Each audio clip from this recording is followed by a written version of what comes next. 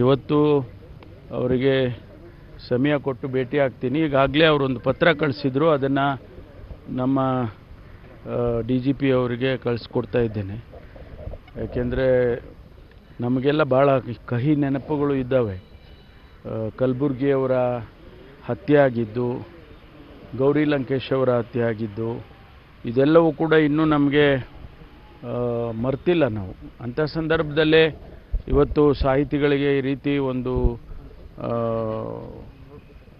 Threat ಬಂದಿದೆ ಅಂತ ಹೇಳಿದಾಗ ನಾವು ಗಂಭೀರವಾಗಿ ತಗೋಬೇಕಾಗ್ತದೆ. ಅದರಲ್ಲಿ ಈಗಾಗಲೇ ನಾನು ನಮ್ಮ ಕಮಿಷನರ್ ಅವರಿಗೆ ಮತ್ತು DG ಅವರಿಗೆ, ಯಾಕೆಂದರೆ ರಾಜ್ಯದಲ್ಲಿ ಎಲ್ಲೇ ಆಗ್ಬೋದು, ಅವರಿಗೆ ಒಂದು ರಕ್ಷಣೆ ಕೊಡೋ ರೀತಿಯಲ್ಲಿ ಸೂಚನೆಯನ್ನು ಕೊಡ್ತಾ ಇದ್ದೇನೆ.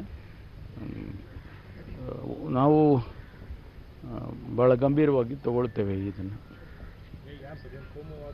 ಯಾರು ಅಂತ ಗೊತ್ತಿಲ್ಲ ನಮಗೆ. ಅವರು ಭೇಟಿ ಮಾಡಿದ ಮೇಲೆ ಗೊತ್ತಾಗುತ್ತೆ ಅವ್ರಿಗೆ ಯಾವ ರೀತಿ ಕರೆಗಳು ಬಂದಿದೆ, ಯಾವ ರೀತಿ ಬೆದರಿಕೆ ಕರೆಗಳು ಬಂದಿದೆ. ಅದನ್ನೆಲ್ಲ ಅವರೇ ಹೇಳಿದ ಮೇಲೆ ಅವ್ರಿಗೇನಾದರೂ ಮಾಹಿತಿಗಳಿದ್ದರೆ ಅದನ್ನು ತಿಳ್ಕೊಂಡು ಆನಂತರ ಅದಕ್ಕೆ ಸೂಕ್ತವಾದಂಥ ಕ್ರಮ ತಗೊಳ್ತೀವಿ. ಉಪೇಂದ್ರ ಅವ್ರನ್ನ ಅರೆಸ್ಟ್ ಮಾಡಬೇಕು ಅನ್ನೋಂಥ ಆಗ್ರಹ ಜೋರಾಗ್ತಾ ಇದೆ. ಅದು ಅವರು ತಪ್ಪು ಮಾಡಿದ್ದಾರೆ ಅಂತಕ್ಕಂಥದ್ದು ಅವರೇ ಒಪ್ಕೊಂಡಿದ್ದಾರೆ. ಅವರೇ ನಾನು ಯಾವುದೇ ದುರುದ್ದೇಶದಿಂದ ಇಲ್ಲ ಅಂತಕ್ಕಂಥ ವಿಷಾದವನ್ನು ಕೂಡ ವ್ಯಕ್ತ ಮಾಡಿದ್ದಾರೆ. ಆದರೆ ಕಾನೂನು ಬೇರೆ ದೃಷ್ಟಿಯಲ್ಲಿ ನೋಡುತ್ತೆ. ಈಗ ಅವರು ಕಂಪ್ಲೇಂಟ್ ಕೊಟ್ಟಿದ್ದಾರೆ, FIR ಆಗಿದ್ದಾರೆ ಅಂದರೆ ಅದು ಸೂಕ್ತವಾದಂಥ ಕ್ರಮ ತಗೊಳ್ಬೇಕಾಗ್ತದೆ. ಆ ದೃಷ್ಟಿಯಲ್ಲಿ ಪೊಲೀಸ್ನವರು ಕ್ರಮ ವಹಿಸ್ತಾರೆ. ಸರ್, SS ಮಲ್ಲಿಕಾರ್ಜುನ ವಿಚಾರದಲ್ಲಿ ಅವರು ಅದೇ ಪದವನ್ನು ಬಳಸಿದ್ದಾರೆ. ಅವರಿಗೆ ಸಾಫ್ಟ್ ಆಗ್ತಿದೆ, ಉಪೇಂದ್ರನ ಕಾರಣಕ್ಕೆ ಜಾಸ್ತಿ ಆಗ್ತಿದೆ ಅಂತ ಆರೋಪ. ಯಾರೇ ಆಗಲಿ ತಪ್ಪು ಮಾಡಿದರೆ ತಪ್ಪೇ. ಅದು ಎಷ್ಟೇ ದೊಡ್ಡವರಾಗಲಿ ಅವರು ತಪ್ಪು ಮಾಡಿದರೆ ತಪ್ಪೇ.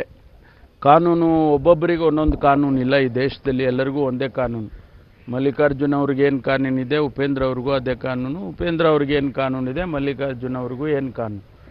ಅದನ್ನು ಇಂಪ್ಲಿಮೆಂಟ್ ಮಾಡುವಾಗ ಏನಾದರೂ ಕೂಡ ಹೆಚ್ಚು ಕಡಿಮೆ ಆಗಿದ್ದರೆ ಅದನ್ನು ನಾನು ಸಂಬಂಧಪಟ್ಟ ಅಧಿಕಾರಿಗಳಿಗೆ ನಾನು ಮಾತಾಡ್ತೇನೆ, ಸೂಕ್ತವಾದಂಥ ನಿರ್ದೇಶನ ಕೊಡ್ತೇನೆ. ಭೇಟಿ ಮಾಡಿದ್ವಿ, ಯಾಕಂದರೆ ಹೋಗೋಕ್ಕೆ ಮೊದಲು ಒಂದು ಮಾಡ್ತೀವಿ, CM ಭೇಟಿ ಮಾಡ್ತೀವಿ, ಆ ವಿಚಾರ ಚರ್ಚೆ ಮಾಡ್ತೀವಿ. ಉಪೇಂದ್ರ ಅವ್ರದಕ್ಕೆ ಚರ್ಚೆ ಮಾಡೋಕ್ಕೆ ಹೋಗ್ತೀನಿ ಅಂತ ಹೇಳಲಿಲ್ಲ ನಾನು. ನನಗೆ ಜವಾಬ್ದಾರಿ ಇದೆ. ಮುಖ್ಯಮಂತ್ರಿಗಳನ್ನು ಇದನ್ನೆಲ್ಲ ಹೋಗಿ ಅನುಮತಿ ಕೇಳೋದಿಲ್ಲ ನಾವು. ನಮಗಾಗಿ ಜವಾಬ್ದಾರಿ ಕೊಟ್ಟಿರ್ತಾರೆ, ಅದಕ್ಕೆ ಕಾನೂನಿದೆ. ಆ ಕಾನೂನಿನ ಅಧಿಕಾರಿಗಳು, ಎಕ್ಸಿಕ್ಯೂಟಿವ್ಸ್ ಅವರು ಇದ್ದಾರೆ. ಆದ್ದರಿಂದ ನಾನು ಮುಖ್ಯಮಂತ್ರಿಗಳನ್ನೇ ಭೇಟಿ ಮಾಡಿದ ಉದ್ದೇಶನೇ ಬೇರೆ. ಈ ಕಾರಣಕ್ಕೆ ನಾನು ಭೇಟಿ ಮಾಡಿರಲಿಲ್ಲ.